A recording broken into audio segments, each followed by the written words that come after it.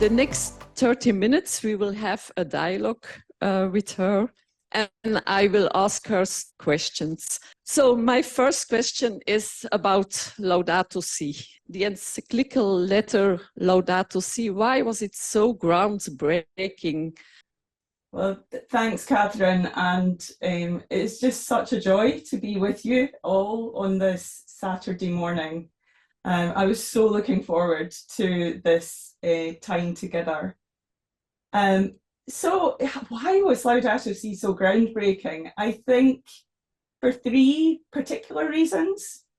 The first one is that it's the first serious treatment of environmental issues in official Catholic magisterium, let's say, in the official teaching of the Church ever. There have been other, let's say, references to the environment.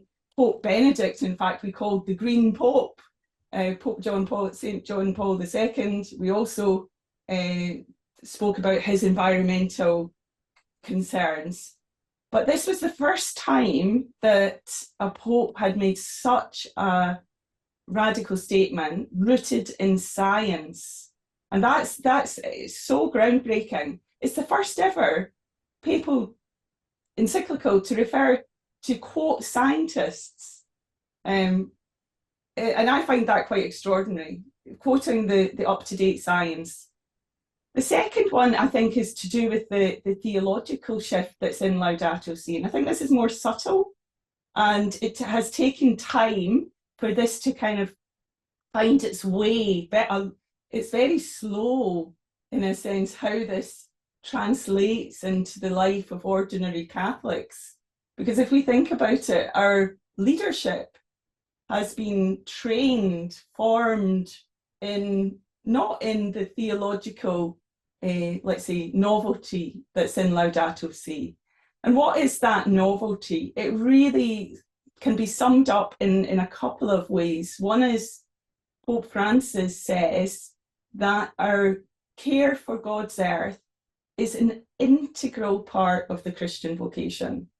No pope's ever said that before. It's integral. And what does that mean? It means we can't ignore it. As you said, Catherine, everything has something to do with ecology now. So we can't ignore this integral nature. And then also in Laudato Si, Pope Francis talks differently about what is the environment. It's not something external to us. There's God's presence is reflected in the environment. Now, he's not saying, it's not talking about pantheism or anything like that, but it requires a deeper reflection that we're called to communion, a greater communion with nature. So nature has rights. We can't just destroy it. So that's really powerful message from the Pope. And then I think the third thing in Laudato Si that's so groundbreaking is it's political with a small p. It was timed to influence important political decisions in 2015. Pope Francis chose his timing so that it would have, and it did have, a major impact on the politics at that time, the Paris Agreement in 2015. So, I mean, it's groundbreaking on so many levels, and it's such a beautiful document to read. I have my copy on my desk all the time, and you'll see it's falling apart, but I can't give this one up because Pope Francis gifted it to me. So I keep it really close to me all the time. You talked about the film. The film, The Letter. I mean, when you mention that film, I just think it was like a miracle. That film is a miracle. And I think it calls to mind something that Chiara Lubick said when I was a young person involved in Focolare. And she had this phrase that she said to the young people, which was, aim high. You only have one life. And then the phrase that she used, she said, with a partner who has conquered death, ask the impossible. And I think myself and Thomas Insua, who founded Laudato Si movement, very early on had this idea of creating a film. And it seemed like an impossible idea. How to create a film? You know, we knew that not everybody will read Laudato Si. People don't read papal documents. So if we wanted to get the message out of Laudato Si, we had to find a way that people relate to. So this kind of crazy idea of creating a Hollywood-style film about Laudato Si happened. And the first thing we had to do was to find a director. And to find the right director was already a little miracle, somebody who could understand the real essence of Laudato Si. And then we found this director, Oscar-winning director, Nicholas Brown. And the next thing he said to us, well, you can't create a film without a plot. There's no plot in Laudato Si. There's no beginning, middle, end. There's no characters. You need a plot. So then the idea that came to us, well, it should be about the people. It should be about the people who are experiencing this reality of climate change, sustainability, lack of sustainability. So the plot was created together. It was created in a participatory meeting. And this idea of the peripheries and the people coming together from the peripheries and understanding and finding each other happened through this participatory. But I have to say the whole adventure of the film has been truly extraordinary. When I saw the scenes of the film being shown at the World Youth Day, I wasn't there, but people send me pictures on their phone of this film being shown to over 1 million people. I just thought, wow, this is a miracle, this film. And to hear the stories of the community screenings, which this year over 3,000 screenings in lots of communities have happened. So it becomes a tool to build a movement and to build a consciousness. And that's what we really wanted, to get the message out. But my next question, Lorna, is the Pope started with Laudato Si, but he didn't stop. He has now his second letter, Laudato Deum. And what is for you the important new dimension in this new letter? Can you explain us something about that?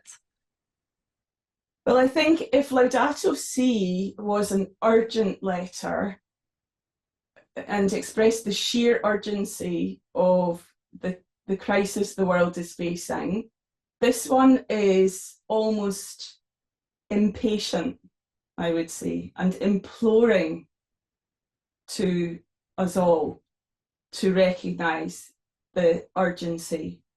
It's even more rooted in the science. So he takes, Laudato Si is broad. It's not, people think it's about climate change, but it's about our worldview. It's about how we shift our worldview to be more aligned to God's plan.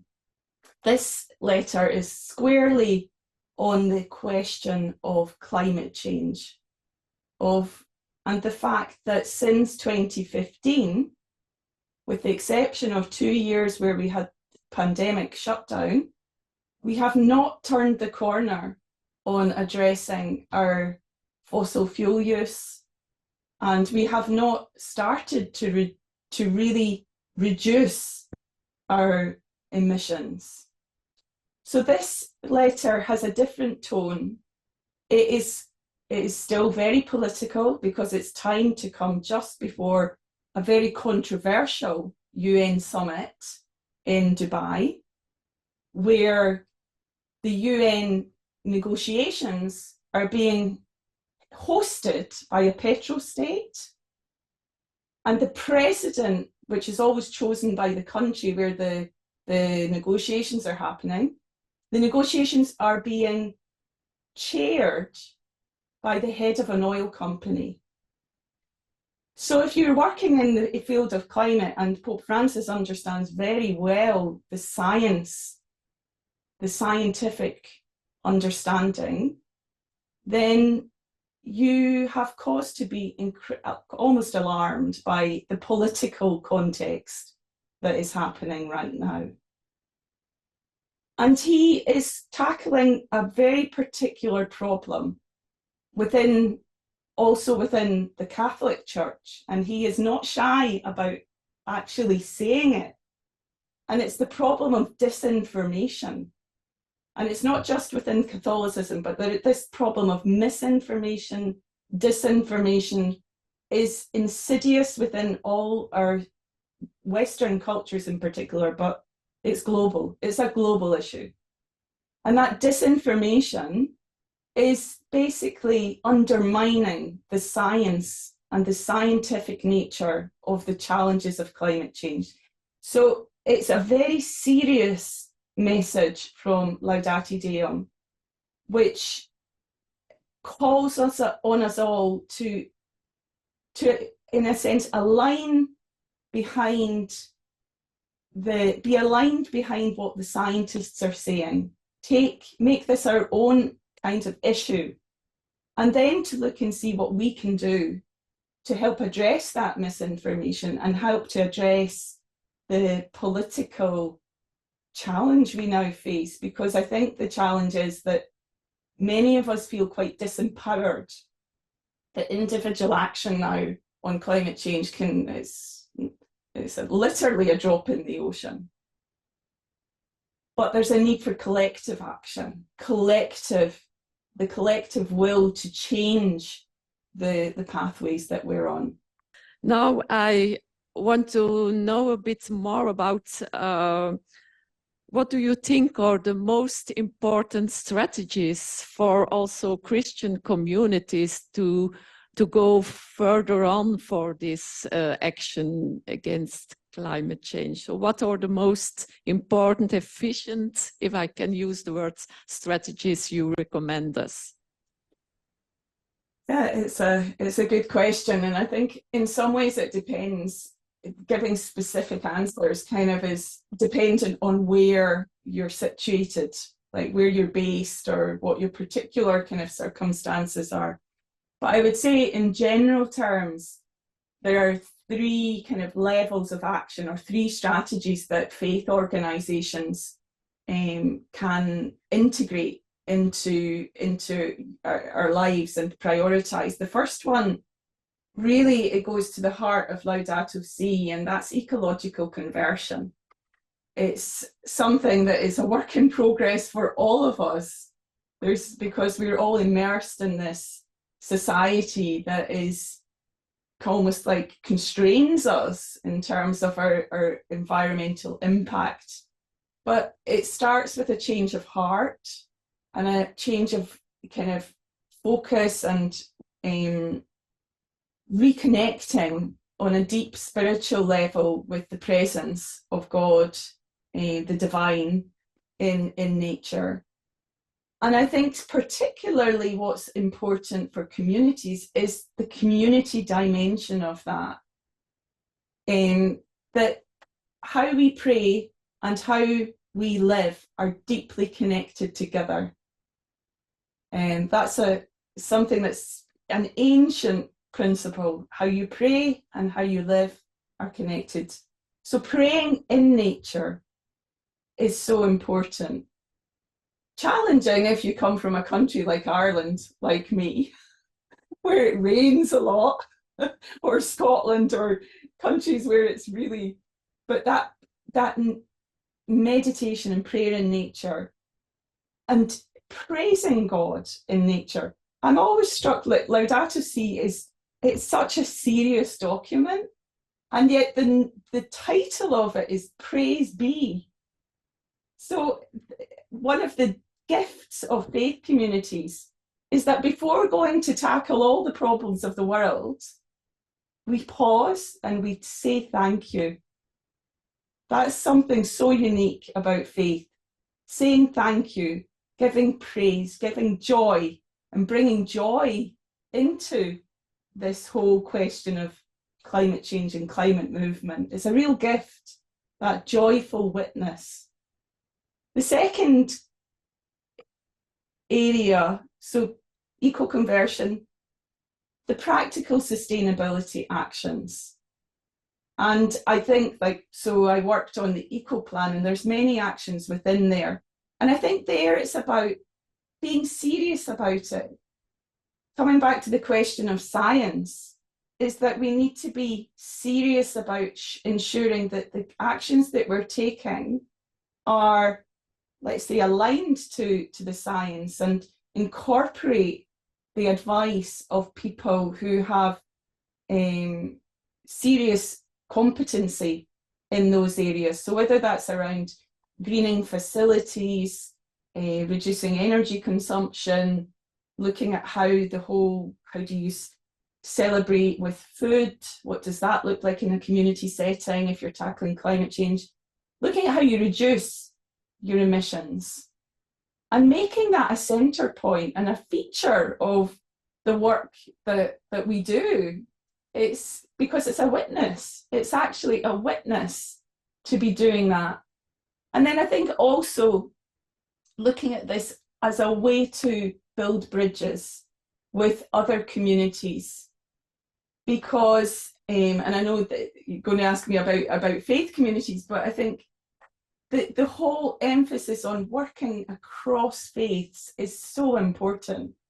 And there's no issue like environmental care for the planet. There's no issue quite like it for working together, because it's something that all faiths can agree on. God didn't give us a planet for the Christians, for the Muslims, for the Hindus. He had a plan when he gave one planet for us all. And we know the serious ramifications when those divisions become so great and the conflict we're experiencing now. But it is a real positive way to build bridges across different faith communities, and a real gift. So there are many things, and I won't go into all the details, but I mean, some of the strategies are around reduction of your own carbon footprint and looking at where you can get advice to do that. And I can put things in the chat after. And that depends on where you are. If you're in the UK or Ireland or Africa or wherever, North America, it's different. So you need to find the groups that you can connect with. Like in Ireland, we have eco-congregations, fantastic group. We don't have to reinvent this. They have been doing the work for decades. We just need to connect with them and bring our gifts into that community. And then the third thing, which I think is increasingly important, is raising our voices together and being prepared to take the heat that comes from raising our voices. And in Laudate Deum, in fact, there's a lovely phrase where Pope Francis references the Christian and the people, others, the campaigners, who are often sidelined as radical in a negative sense. And yet he says, but this should be the concern of every person who cares for the future of the planet and our children. So those radicals are actually the realists now. And I'm always struck by groups such as Christian Climate Action, who put their bodies on the line to raise awareness of these issues with fossil fuel companies, with other groups. And they make us all feel a bit uncomfortable, but they should. And they need to, and they see it as a witness. They're witnessing to the truth, witnessing to the injustice that's being done. So joining forces with those groups and finding your place. Not everybody wants to be out on the front line and feels they can risk getting arrested or whatever happens there. But finding your place within this, even if it means praying for those groups or providing hospitality, isn't something that's always. I remember when we had COP in Glasgow, I see Maureen there, from Glasgow, from Falkirk. But when we had the COP, many people gave hospitality to the campaigners. It was the most joyous sense of community, to feel this sense of community that we can all work together. And then the piece of work that I work on specifically is the investments. And that would be a whole other conversation to have. But there's such an important piece of work to do for religious institutions to wake up, really wake up and understand where your invested money is going. Each of us individually, of course. If you're lucky enough to have a pension, do you know where your money's going to? Have you taken interest in that? Because it's your money. It doesn't belong to the bank. It's your money.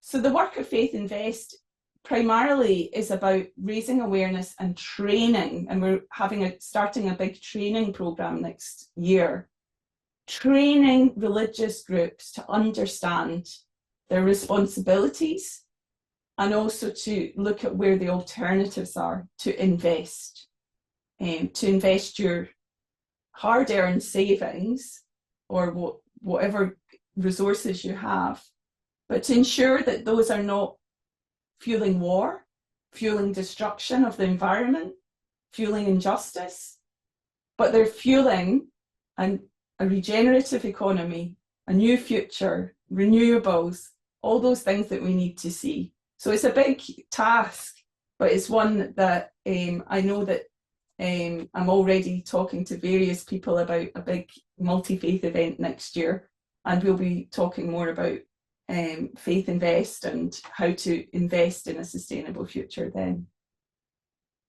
I hope I'm not talking too much.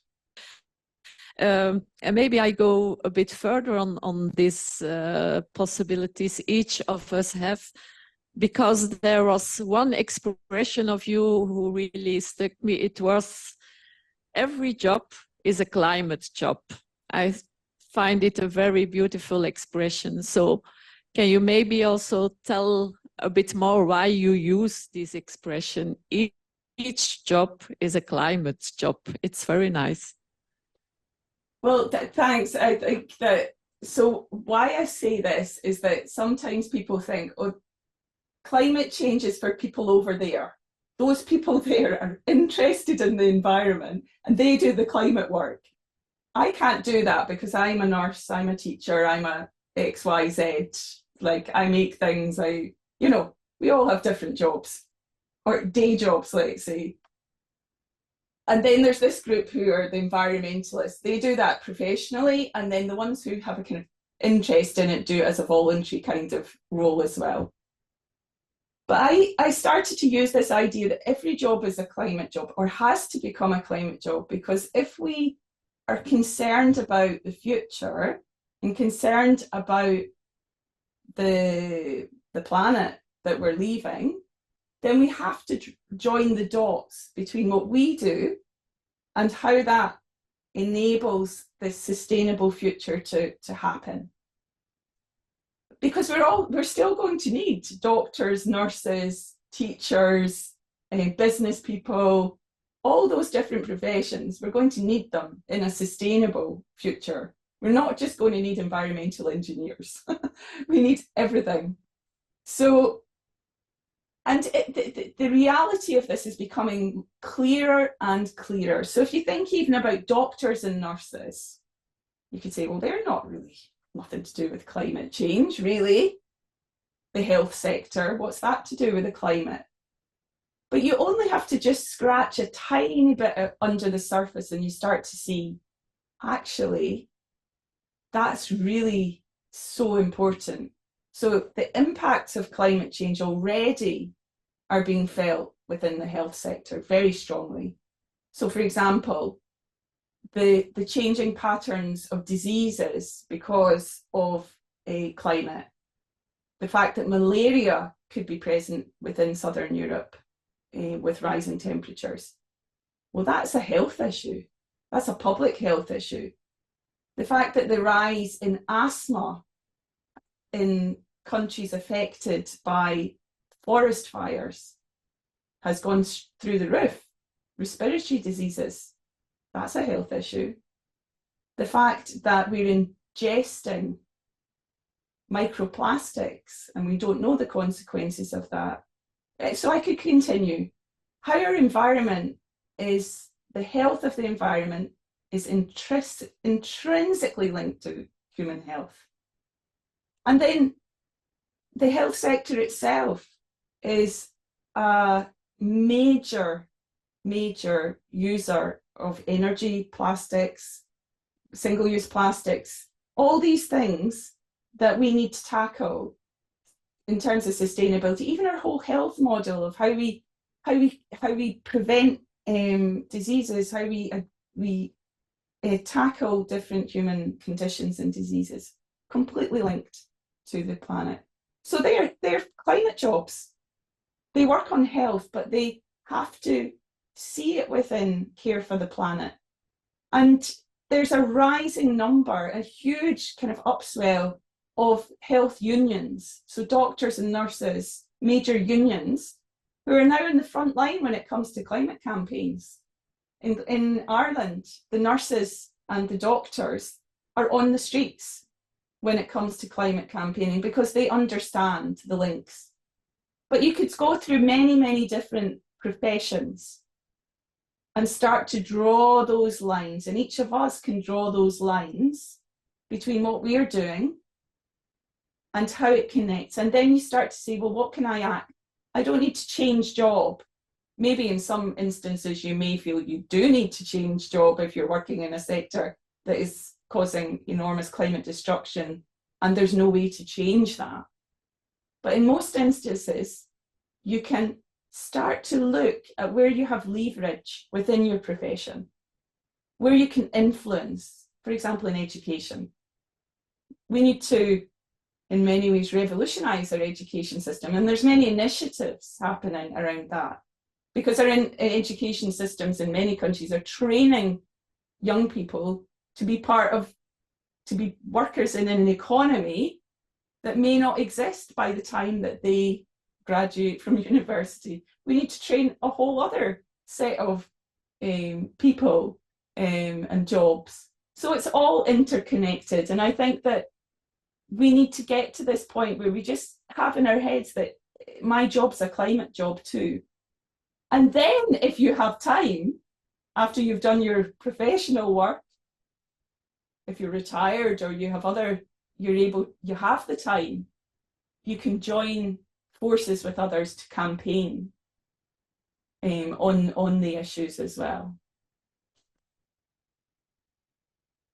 Thank you very much. It makes it very concrete for each of us, every place we are. So we still have 3 minutes. I don't know, maybe I give the possibility to the audience or on Zoom if I have still 2 other questions, but I will have the chance. Is there somebody who has a question for Lorna? Many thanks for the very nice overview of Laudato Si and Laudato Deum. I'm quite ignorant, so first time to hear also about the second Laudato Deum.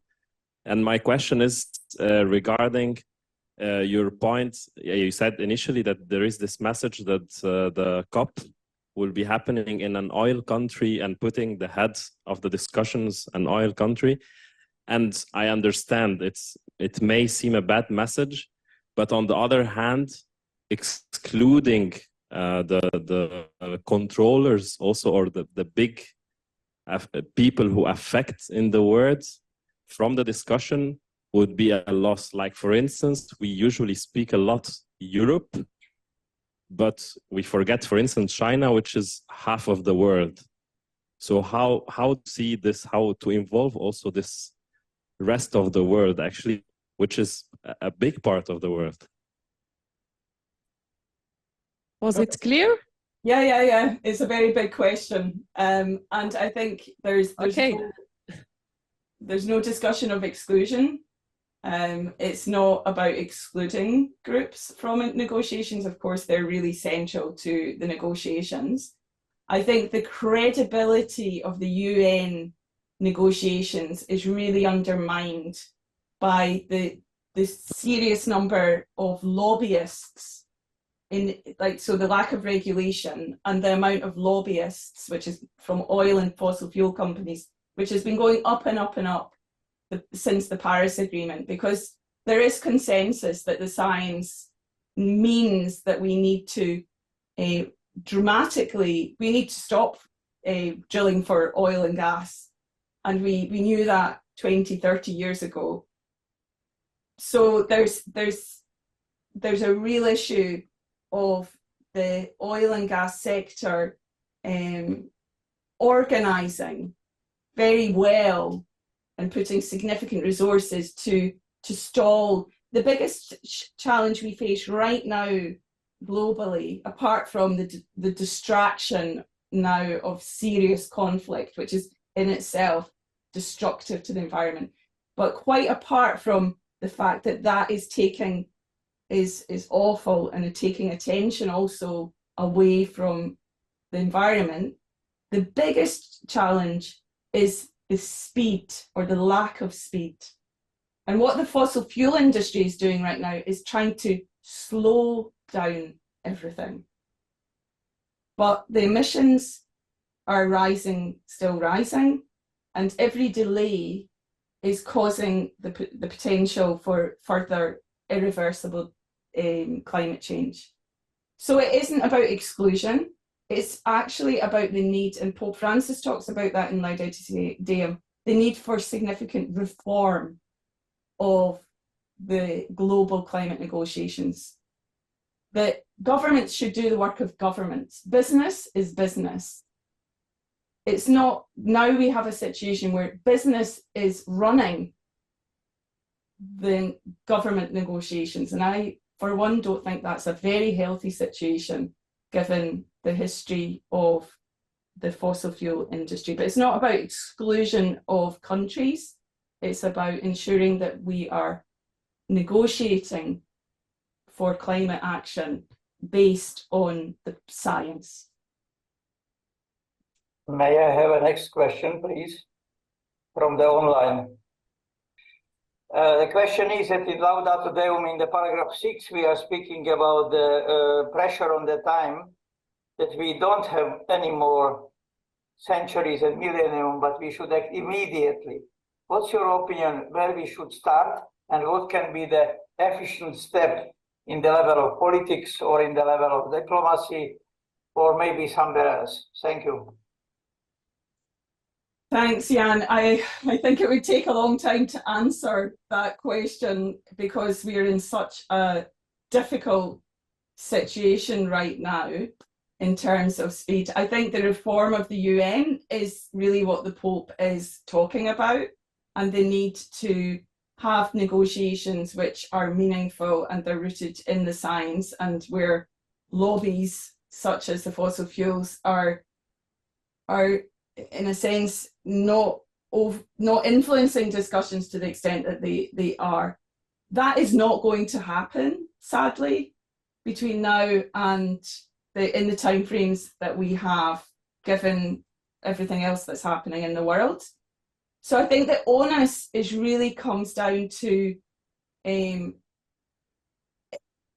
greater emphasis of on what are called the nationally defined contributions, which are national climate plans, and building much stronger coalitions, what they call ambition, and coalitions of ambition, and including big countries in those. So the countries that are the medium-sized and large countries raising the ambition, but not being beholden to the formal climate negotiations, which I think there's so much skepticism. It's not to abandon them, but to recognise that they're not going fast enough, and that we need to build that ambition. And the European Union obviously is really important in setting the ambition and setting the standards, like the high level of ambition. But the EU, as somebody just said there, is not enough. It needs to be the EU setting ambition and re-engaging with major blocs globally in order to create a coalition of ambition across different countries. But fossil fuel, clear messages on fossil fuel phase out are essential. And agreement on one of the mechanisms that is proposed to do that is the Fossil Fuel Non-Proliferation Treaty. And that is gaining momentum across the business community, and it's gaining momentum across many different governments now, and is a mechanism that could put a moratorium on new oil and gas. But these are, I think, discussions that would require another half an hour to really think about it, what needs to be done. But politically, that's, to me, some of the priorities. Thank you, Lorna. It was very clear, this last. Lorna, thank you for that. Do you have time? Oh, sorry. Do you have time, Lorna, for our last question here in the audience? Is it okay for you? Yeah. Yeah, yes, but there's also. Yeah. Okay. Hi, Lorna. I'm Birgit from Germany. Okay. It's okay? I go first to the room. Hi, Lorna. Thank you for your speech or your talk today. And I was just wondering, you mentioned something about, like, you know, where you see the most important positive work or progress that we're doing right now is between the business and the oil companies, right? And given the slowness with which the climate actions for the climate reform is going, you know, I mean, with this midway through 2030 agenda, it's just been told to us, the UN has confirmed that we're not just slowing down, but we're actually going backward in terms of, you know, positive progress towards climate change, right? Yeah. I mean, a stopping change, I meant. And so you say that the important right now is for business to act, right? And on this level, right? So the governmental and the business, the economic level already like that. But what is your movement, the Laudato Si movement, or us, I guess, us, the faith-based organizations can actually do to influence this and to have a concrete action to move those, you know, people in power, people who have the money, people who have the biggest carbon footprints, right? How can we actually concretely move, you know, contribute to it besides just influencing, you know, the way people think?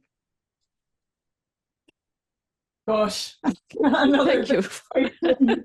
very, Yes. very good question. I always subscribed to, there's a great thinker called Joanna Macy who talks about this idea of active hope. And if you haven't read Joanna Macy's Active Hope, it's very well worth reading. And she points to the fact we're living in the middle of a great transition, if you think about it. And part of the kind of challenge we face right now is feeling overwhelmed with change and the speed of change. And we almost have to grab onto something to feel that we can stand up straight, because there are so many forces happening and we need to act. We need to find our place acting on these, finding where we fit into this. So there's the action that needs to be taken, and Joanna Macy talks about these 3 actions. There's the action we need to stop the damage that's happening. So to me, that's the kind of action that people take to stop any new fossil fuels, any new new investments that are going to tie in destruction of the planet for the next generation. So there's practical actions you can take there around investments, around campaigns, basically doing everything we can to stop what is being proposed, joining forces with others to do that. The second major piece of work in the transition is about living into the future we want to see.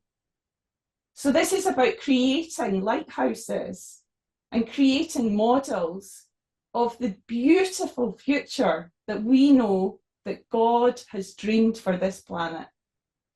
It's about imagining a different world and starting with our arms and our brains and our arms and our feet to actually build it. And I think that the Focolare knows better than many what this looks like. I always remember as a teenager living in Lopiano for a year and experiencing in my own skin that this kind of future is possible. So building businesses, supporting businesses that are, and the wonderful thing about the moment we're living in today is that the solutions largely exist. The seeds that were sown 30 years ago through different kinds of economies and sharing economy, economy of communion, slow food, regenerative agriculture, renewable energy, all these wonderful things exist. We need to scale them up rapidly. We need to almost like breathe life, and the life and the energy is also financial investments, finding the vehicles. And if the let's say the work that we're doing in Faith Invest, if the financial vehicles to fund and to support these things don't exist, well, let's create them. Let's join forces and create those financial instruments and ensure that those businesses that are doing the right thing, the B Corps and others, can get the financial resources to start to build that renewable or regenerative economy and all the things we need to see. So we can all support that, both in the visioning and also in the practical. And then the third part of this, so there's the stop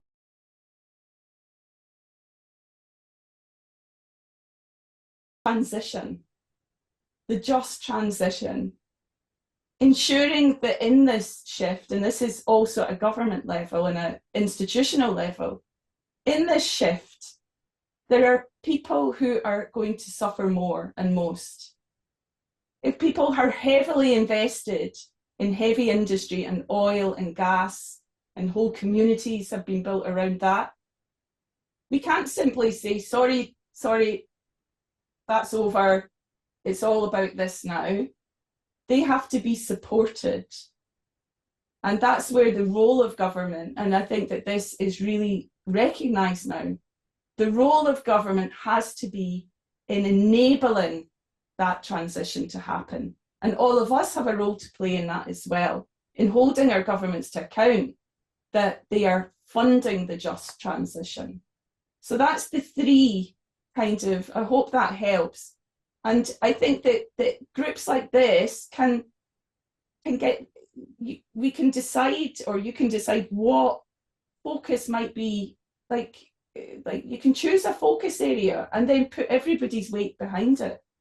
Support a campaign, support something, recognizing that there are so many other groups that you can tap into and to do it together.